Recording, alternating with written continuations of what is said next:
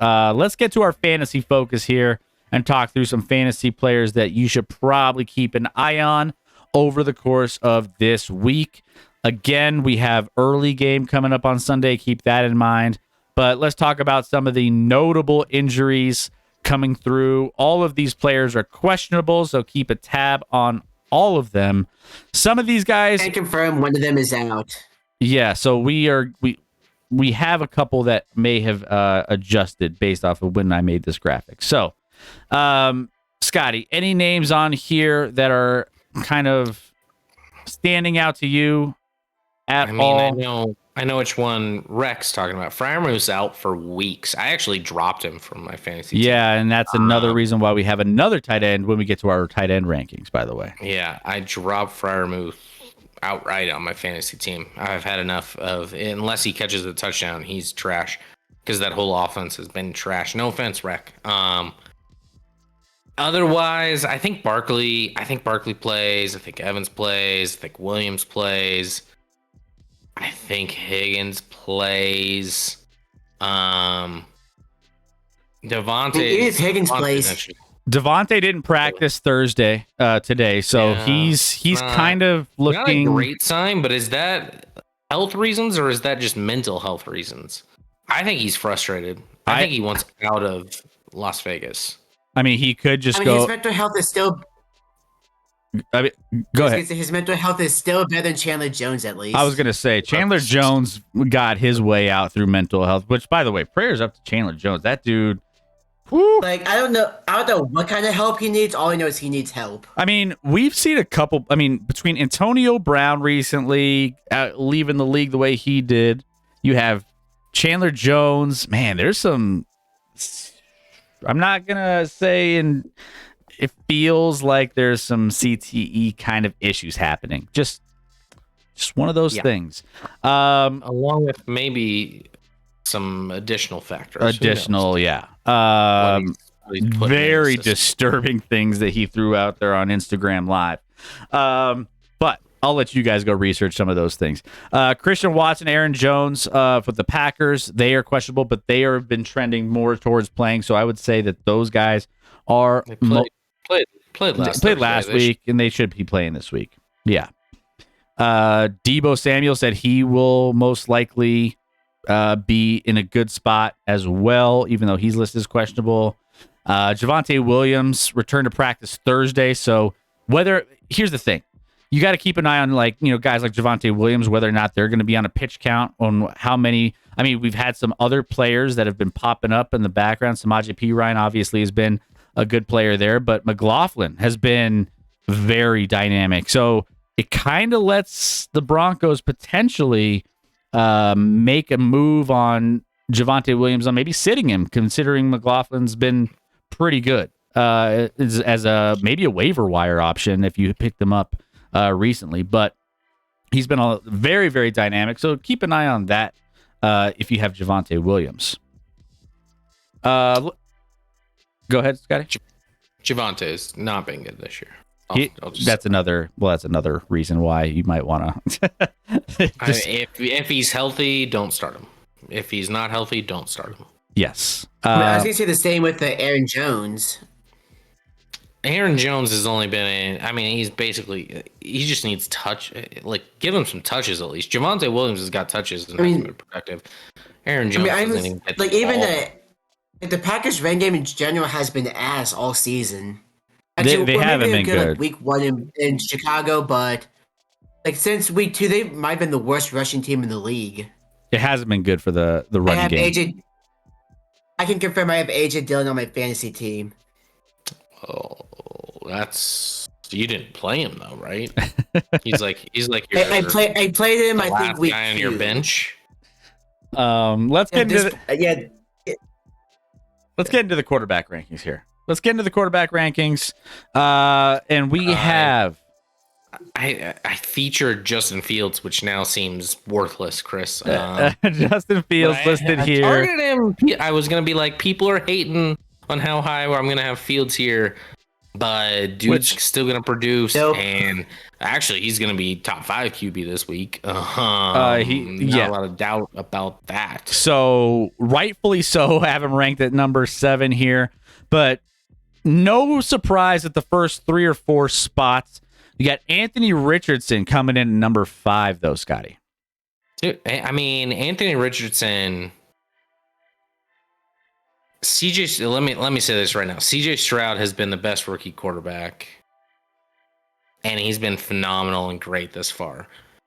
Anthony Richardson still should have been the number 1 overall pick.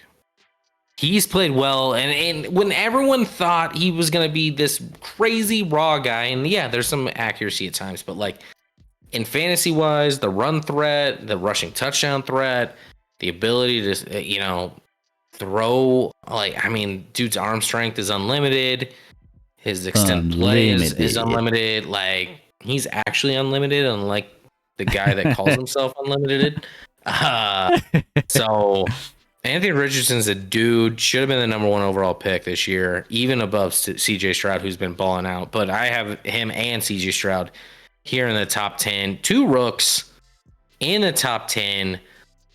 But I'll be honest, after like 4, it's hard with quarterbacks. Like the top 4 seem pretty kind of not automatic, but like hard to not put in the top 4 right now, especially with the matchups they have this week.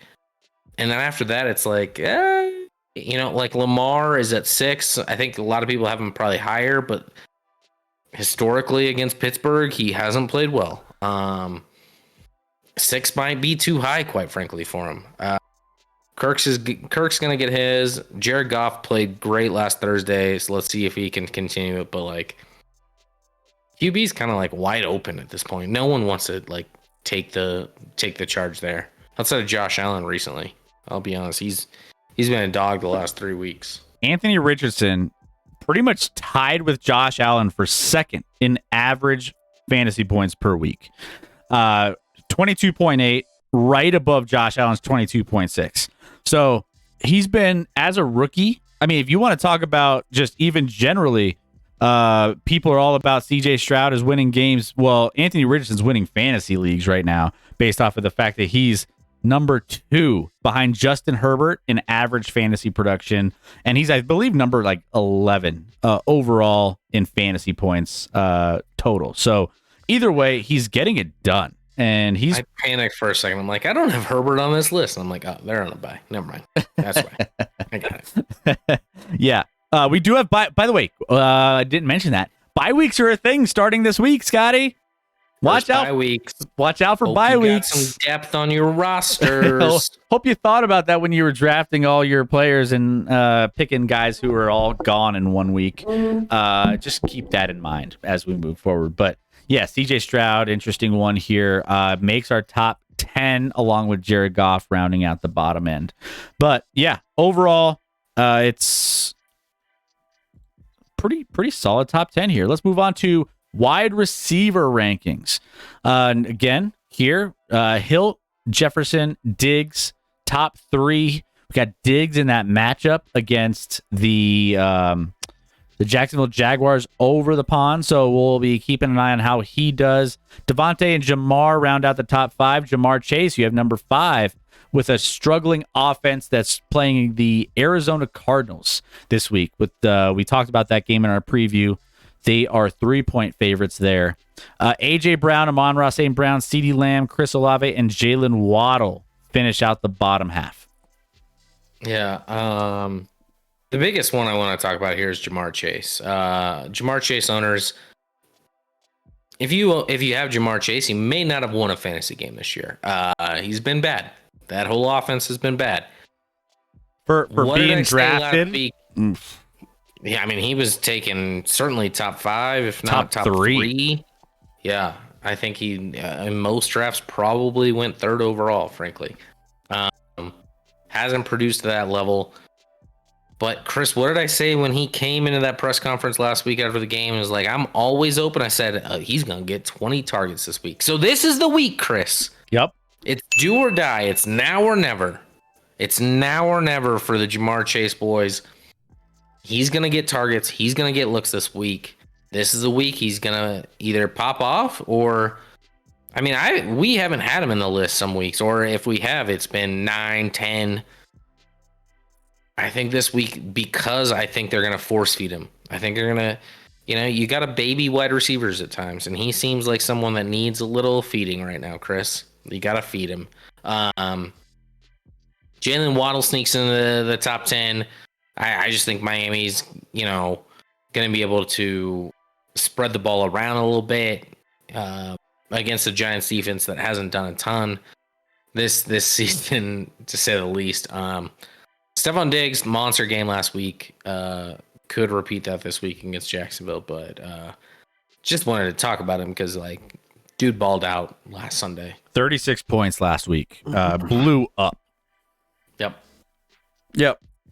Yeah, I mean, if you look at the average fantasy points and total fantasy points on the season, top 5 or 6 has been consistent throughout this season so far. We got Justin Jefferson, Keenan Allen, Tyreek Hill. Looks pretty familiar based off of the top 2 there. Keenan on the bye. Yep, Keenan on the bye. Don't worry. Then you get the Puka Nacua. You got Stephon Diggs, Devontae Adams, Nico Collins. All those guys have been pretty consistent over the course of these first 3 weeks. And we haven't put Nico in there yet. And Puka we've had in here.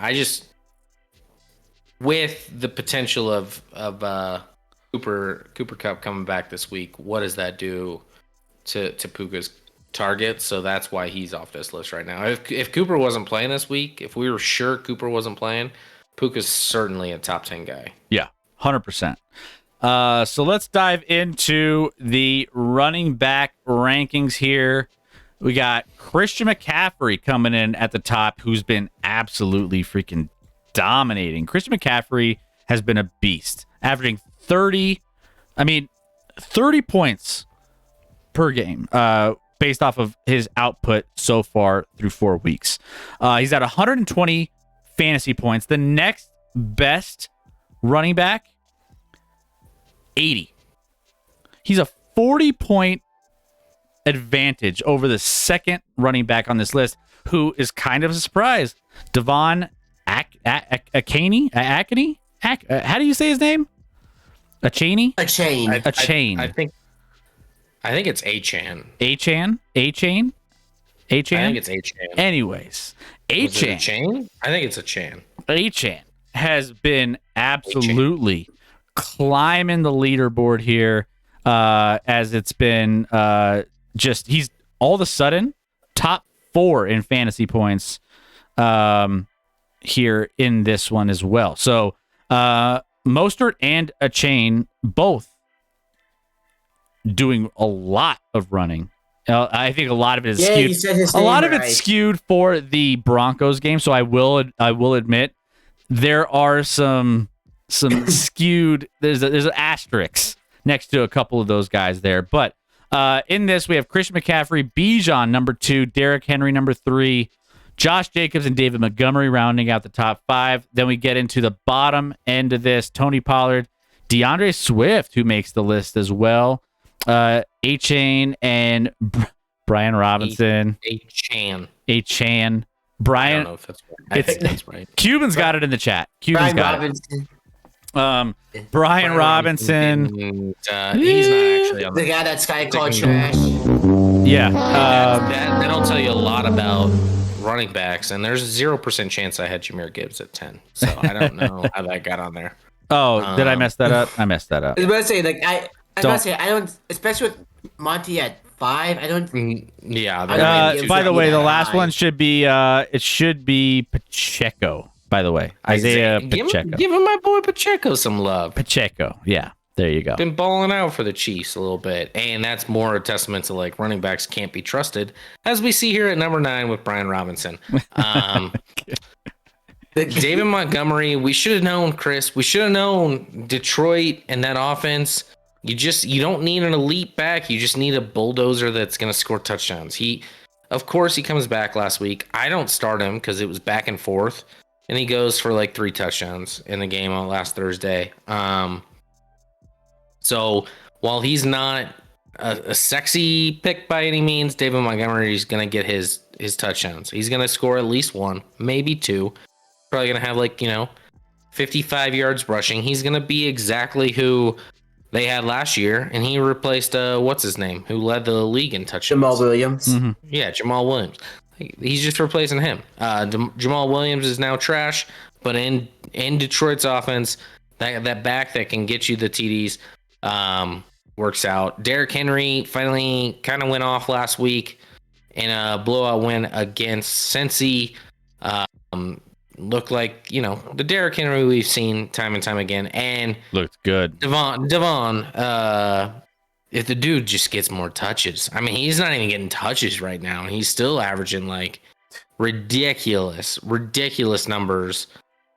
If Miami starts getting, and I think they're starting to get away from Mostert a little more and a little more and a little more, because Devon's just so electric. He's been wrecking shop, fast as hell. Get him on the outside. He's gonna get to the second level. He's gonna break tackles. So he has to be a top 10 guy at this point. Some of these guys are a little low, like Tony Pollard at 6, based off the matchup against San Fran. Correct. Josh Jacobs terrifies me at 4, but who knows?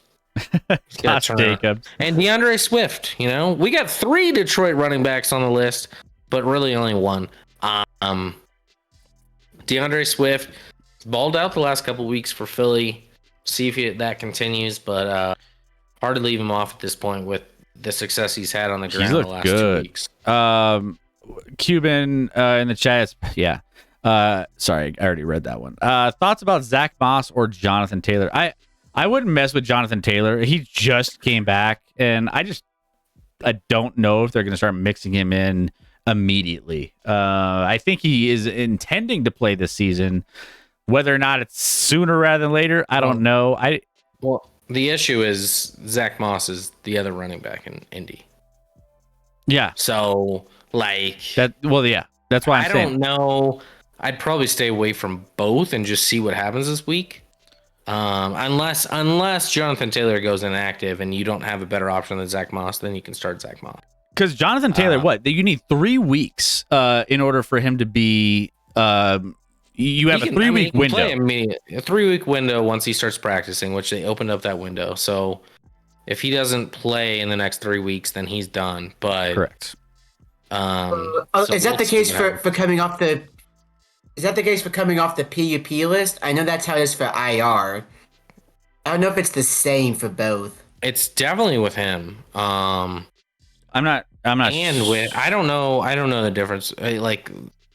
In rules between IR and because they're basically the same now. Yeah, they're basically the same. It's just like one's before the season, one's during the season, pretty much. My thing is, I would imagine anyone that's getting reactivated has that same window of 3 weeks. Would be my guess. And Guts Willer, I have Jonathan Taylor on one of my teams, and I'm not planning on starting him this week. I want to see him come. If he comes back and plays this week, is he going to get a full workload? I don't know. I don't think he does.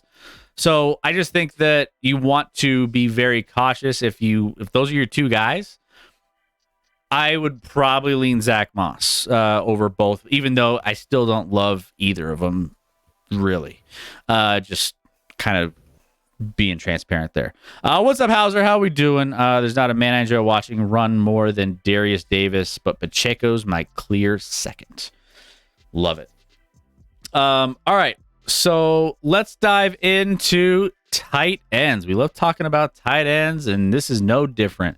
Travis Kelce comes in at number 1, rightfully so. Travis Kelce is one of the only options here that T Swift, as long as he's exactly he didn't get into the end zone last week, but that's all the more reason for him to do it this week without T Swift in the stands.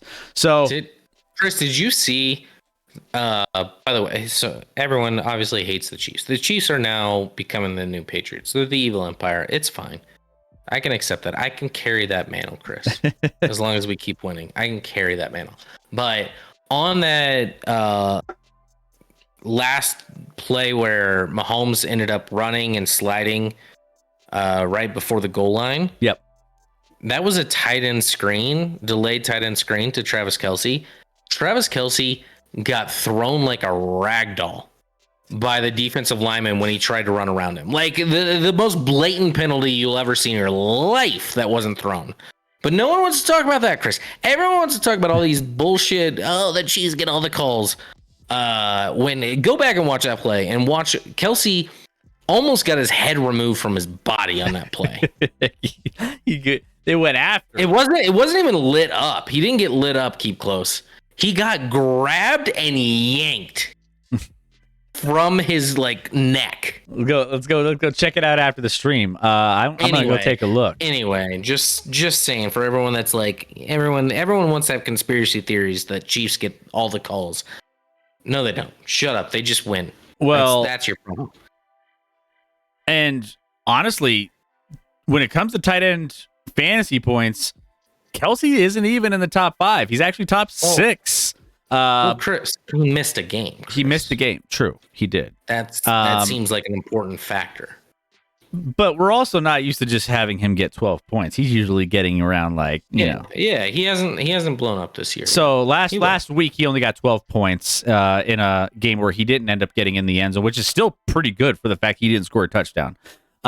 So overall fantasy point leaders, Hawkinson and Sam Laporta, who are still in our top 5 when it comes to our rankings here. George Kittle has... Honestly, George Kittle is kind of what I thought he would be, and it's just kind of like you don't always... he started out the season with 2 duds, 4.9 week 1, 6.0 week 2. Then you get a big output in week 3 and 16 points, and all of a sudden disappears against Arizona for 1.9.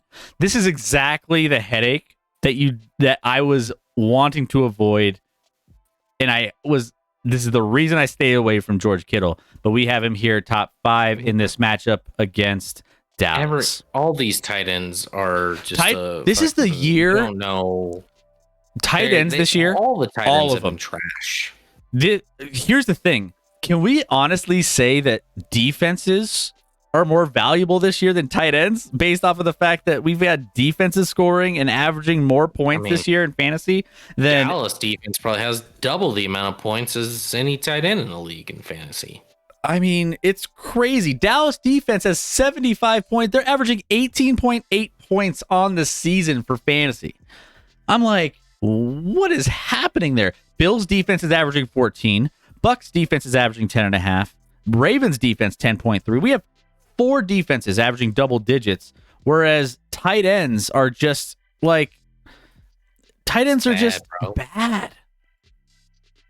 Yeah, Darren Waller's been a bust thus far in New York.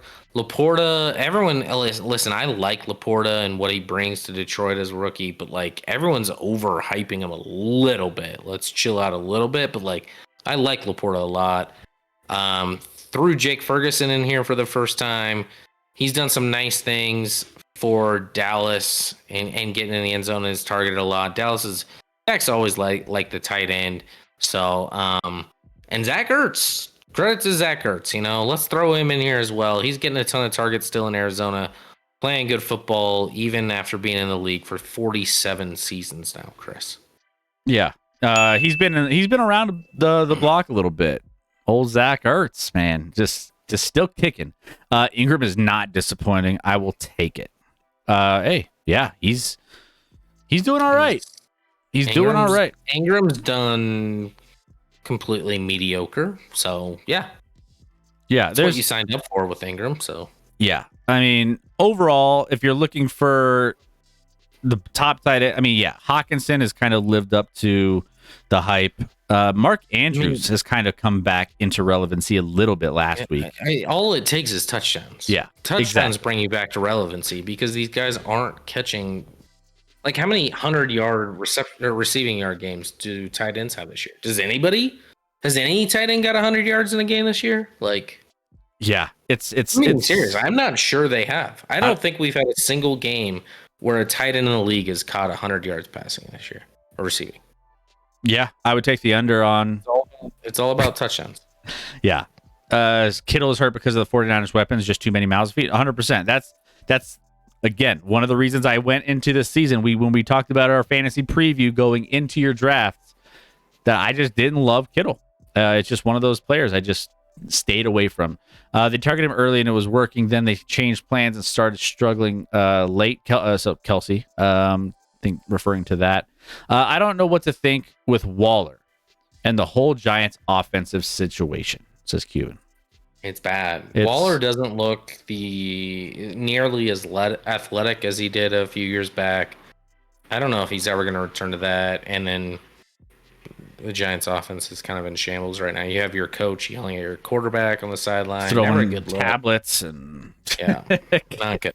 Not good in New York right now. But they're gonna cover. They got that. They got that plus 12. It's nothing. Yeah.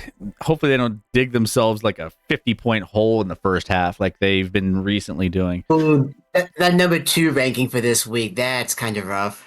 That didn't end up aging well.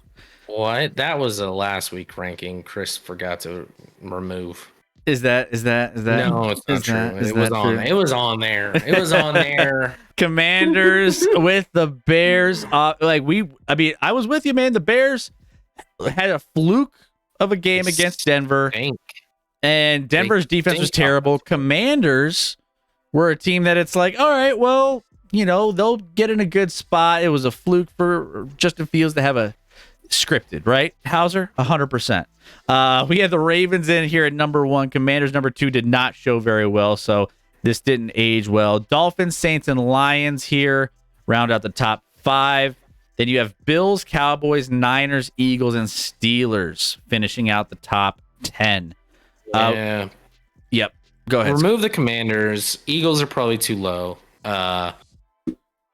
Ravens, hard not to put at 1 with how, no offense, Rec. Your offense has been the worst in football this far this year. And then credit to the Lions. Bills, we haven't probably talked about that defense enough and how well they've played throughout this season thus far. And they haven't had to face a great offense thus far, but now facing a Jacksonville team that hasn't really produced on offense like we thought they would, so maybe still don't have to. I said they haven't played a great offense. They played Miami last week. My bad. They're okay on offense. And they balled up. So, Buffalo's defense right now is playing really good football. Lions defense playing really good football. That last Thursday game, I feel like Green Bay had a yard in the first half on offense at halftime. So they'll bowl out. Ravens should. It'll be interesting. We got Cowboys and 49ers both on here playing against each other. 2 of the better offenses in the league, but certainly 2 of the better defenses. I think the Cowboys defense is better than the 49ers defense. Cowboys probably had the best defense in football. Yeah. Especially in fantasy, too. Scored 75 fantasy points, averaging 18.8. A defense averaging 18 points. That's quarterback numbers for some teams. Yeah, but now they're facing the great Brock Purdy, so they can only be as high as 7 on this list, Chris. Yeah, so right now, top fantasy points for defense, Cowboys and Bills 1 and 2. And then you have, surprisingly enough, Bucks, Ravens, Seahawks. Bucks are on a bye, so don't worry about them. And then Ravens here have Pittsburgh, as you mentioned. Pittsburgh has been a rough go, and we know that this is going to be a slow game. This past week against New York. Yeah, you better watch out. This offense is going to come back. They're wearing pads now. Let's go. Seahawks numbers inflated by the Giants. They should try not to wear pads in their game. Might work better. It's too bad for the offense when Dallas struggles in the red zone. Jacksonville has been mad disappointing. True. Yep. Very true. True.